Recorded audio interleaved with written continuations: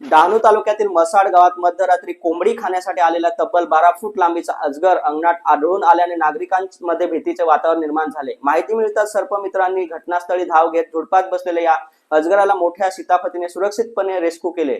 या अजगराची लांबी 12 फूट असून वजन सुमारे 15 किलो असल्याची माहिती सर्पमित्रांनी दिली. विशेष म्हणजे अजगराच्या बाजूला लाकडांमध्ये लपलेला नागही सर्पमित्रांच्या निदर्शनास आला. सर्पमित्रांच्या मदतीने अजगरासह नागालाही जीवदान देत निसर्गाच्या सानिध्यात सुरक्षित ठिकाणी सोडण्यात आले. पाहुयात या घटनेचे काही दृश्य.